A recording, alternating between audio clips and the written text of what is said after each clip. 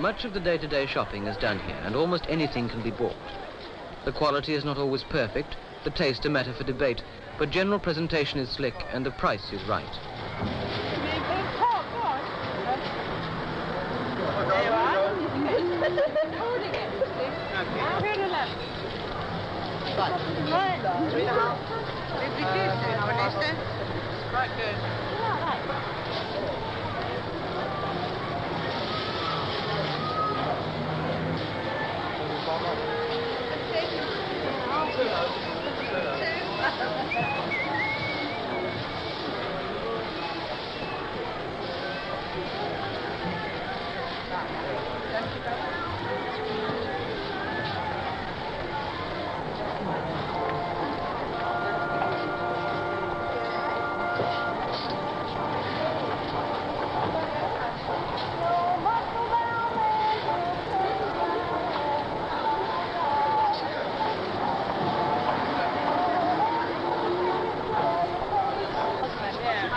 Yeah, we got money. And we've got tristle. We've got print. Look at that lovely print, eh? If you ain't got a husband, I'll show you how to get one quick. 3 yards, walk through the park. By the time you get out the other end, you'll be a married woman with 6 children. So I'm help doing me God. absolute plain. Are you getting married? Getting buried? We got something for everything. Oh no, 3 and 3, we do it 3 bob. Who says the pound for 1 and 9? It's all there. £1 lemonade powder or 1 and 9 a pound. It's all there. There's nothing left. Serve you well, serve you cheap. Large market runs for 1 and 6. 1 and 6 a nice big one. Nice bunch of carnations for 2 or 3 shillings. £2 a shilling. Anybody want the other £2 apple bar? £2 a pair's a shilling. £2 a shilling pairs. £2 a bob. Who wants the other £2 a shilling? £2 a pair's a shilling. The market houses an assortment of business talents. Side by side, the quick snip, the honest bargain, the long-established family business, and the smart huckster. It's never been known in Woolwich when a man goes mad in the market square to advertise an offer on behalf of the farm. Well, I'll tell you what we'll do. Come here.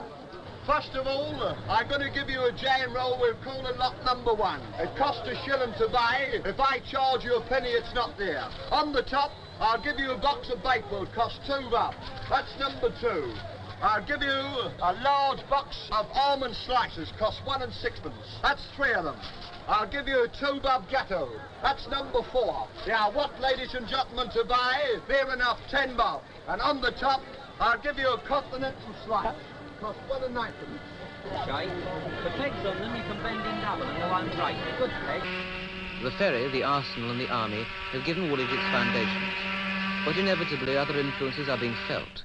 Today's generation with its newfound affluence is treated with caution, with enthusiasm, even bewilderment. For others, memories of more stringent days are not hard to come by. They've got more money, you see, and you can do a lot of things when you've got money. When we were children, we didn't only have a very small amount of money. We were lucky if we had a penny, because your father only earned small money in those days in the arsenal.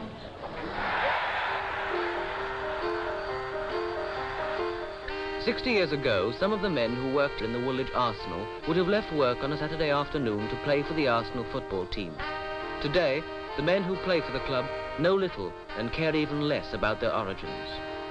And this is perhaps a tragedy, for the dynamic history of Woolwich is rapidly becoming less and less important in the present day. For it is now quite possible that a national landmark, the Woolwich Arsenal, will soon close. Unless, that is, men like Frank Glasson have their way. For 30 years I've worked in the Royal Arsenal Woolwich. And now, not for the first time, but possibly the last, there is the threatened closure as announced by the Minister of Defence Army Department, involving the lives of 3,800 people. Many of these live and work in Woolwich, and not only those but people all over the country have disagreed with this decision, and accordingly a petition was submitted to Parliament with over 27,000 signatures. To the Honourable, the Commons of the United Kingdom of Great Britain and Northern Ireland in Parliament assembled, the humble petition of the employees of the Royal Ordnance Factory, Woolwich, residents of the surrounding boroughs and towns, and other British subjects, showeth that sufficient work is available on the production of... This is not the first time that Woolwich Arsenal has had to fight for its existence. In 1906, the Arsenal workers, led by Will Crooks, then Labour MP for Woolwich East, presented a petition to the Prime Minister after a rally in Trafalgar Square. In 1670, when Woolwich Arsenal, or an early form of it, was first established, it would have been difficult to foresee such a situation arising. Most of the work was done by convicts who spent their off-duty hours in rotting hulks moored on the Thames off Woolwich Warren. By the 1870s, with the growing military commitments of a powerful Britain, the Woolwich Arsenal was assuming a dominant role in the expansion of the country and in the economic growth of Woolwich.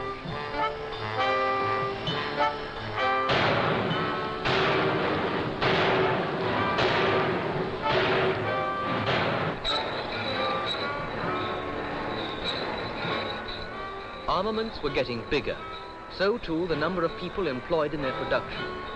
People were coming to Woolwich for work. They had to be housed and entertained. Woolwich was growing fast. With the advent of the South African War, some 220,000 people were employed. 1914 saw a tremendous surge in output, needed to equip the front line for the war to end all wars. The Woolwich Arsenal had become a vast factory, a part of history, a local and national institution, the biggest working men's club in Woolwich. As Christopher Mayhew, Member of Parliament for Woolwich East, said in 1954, Woolwich Arsenal is not just another Royal Ordnance factory. Indeed, I feel that an Englishman's liberty owes far more to the broad acres of Woolwich Arsenal than to the playing fields of Eton. The Arsenal, though associated with a great history over several hundred years, is not outdated, though people tend to think of it in terms of cannonball and brass cannon. We have here today a factory which has been modernised at a cost of £3 million of taxpayers' money.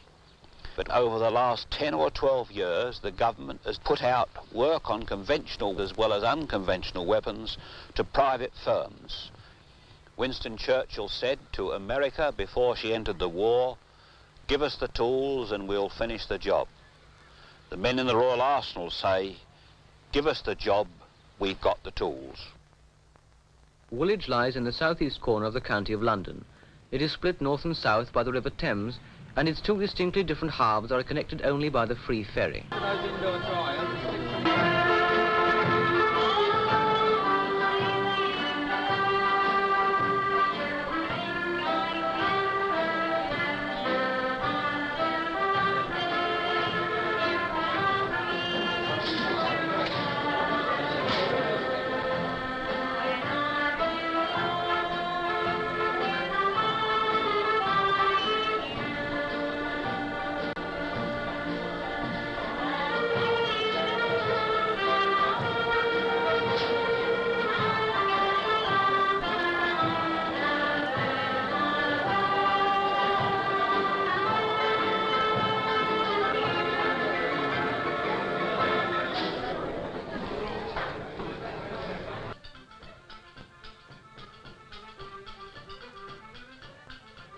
Oh dear, there's hardly anybody about. And the streets were gay. There's nothing there now. It's dead. It is absolutely dead. They don't go out for their entertainment like they used to. My father used to take my sister and I up to see for just church parades on Woolwich Common on Sunday morning. It was a very pretty picture to see the old band marching down the parade to the church. It was quite an occasion. The Sunday morning church parade is no more. The Garrison Church, once focal point of Sunday activity, is now a wartime ruin. But once a year, the pageantry of the artillery is reborn. Every year, on a summer Saturday, the rain comes down, and the Royal Artillery are at home.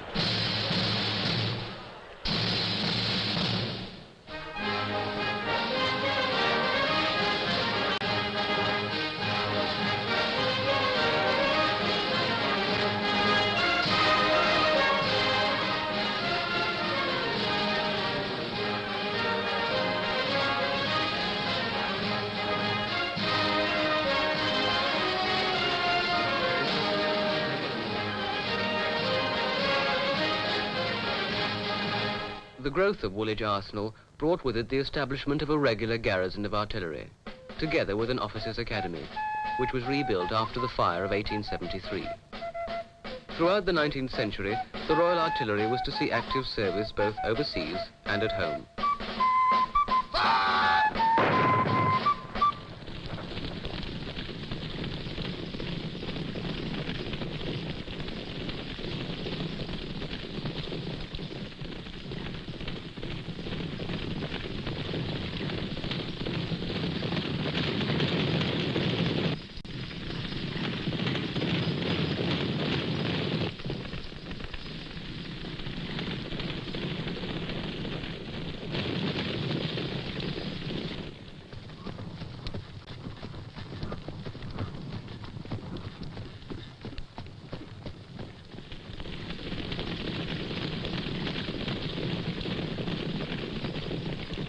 Whenever the British Army saw action, the artillery played a big part.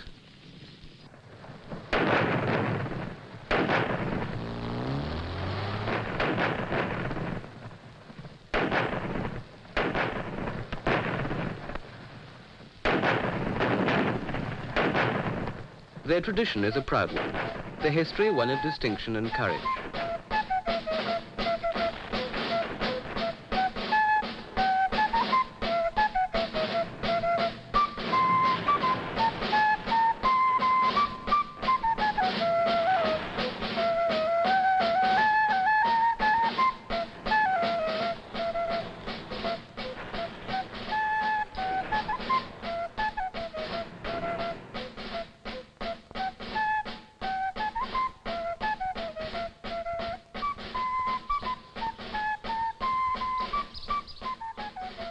Much remains unaltered, but much changes.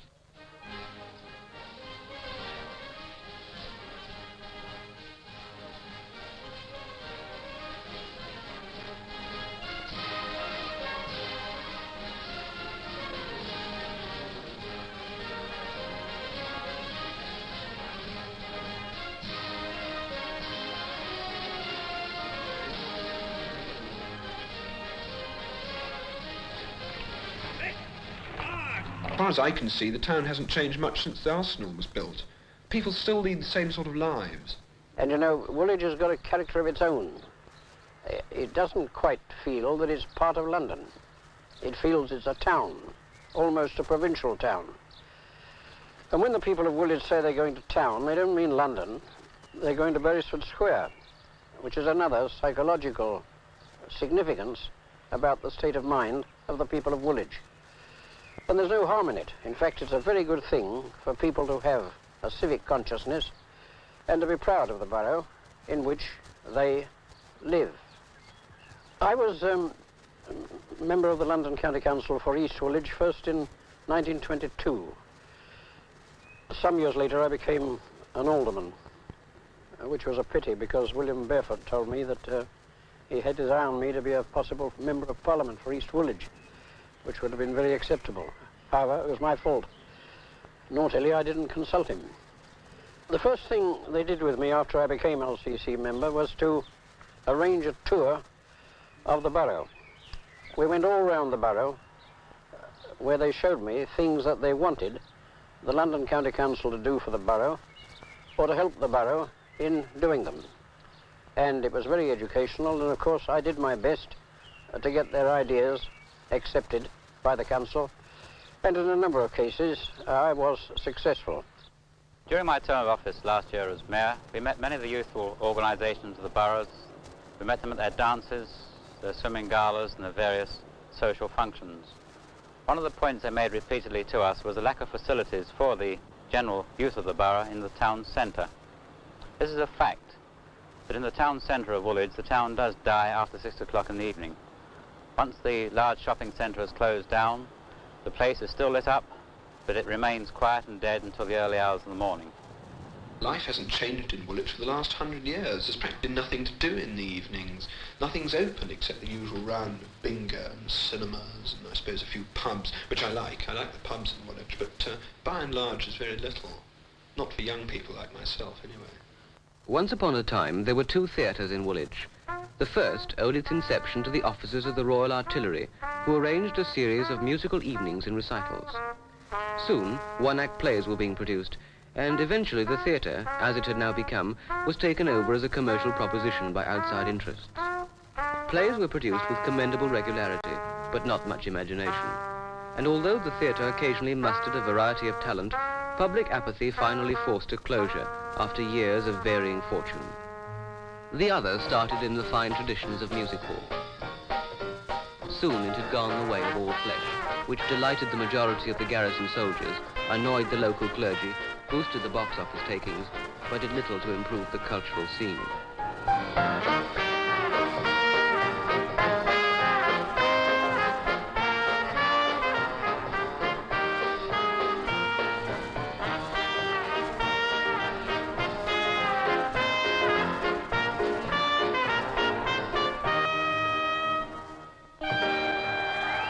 On March the 29th, 1958, the Empire closed as well.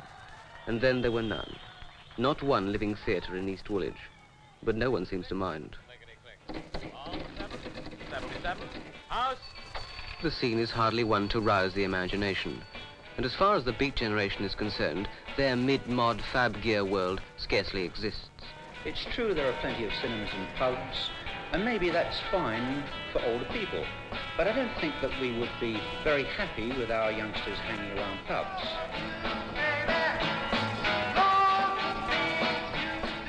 I don't think they come up to the old dancing. The old dancing was more graceful.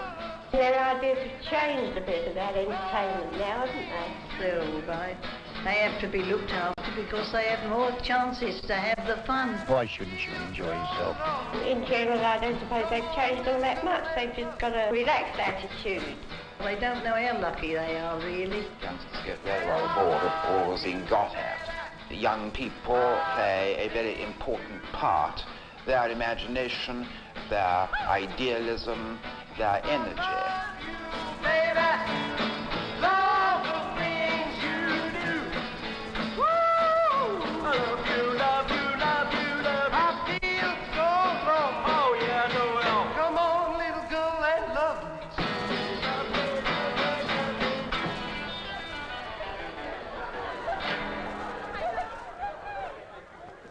I used to go another place in Woolwich, but there are often fights there. I met my boyfriend here. We come down here quite often now. It's the only place in Woolwich that you can go dancing and things like that.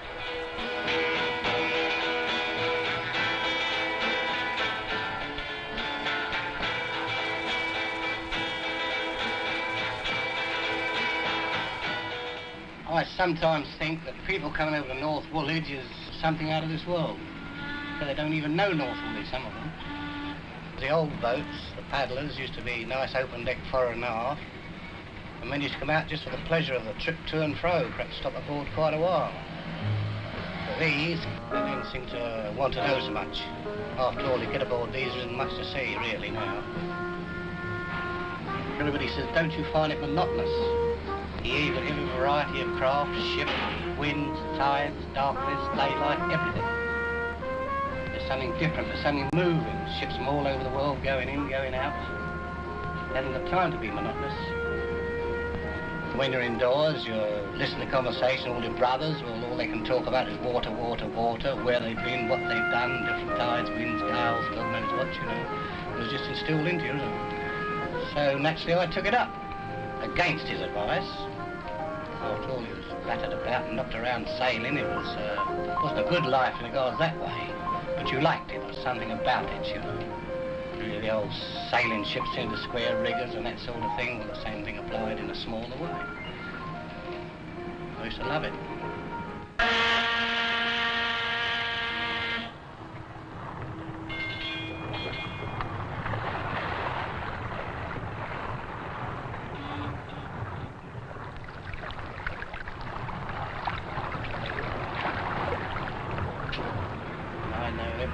Practically, and everybody knows me.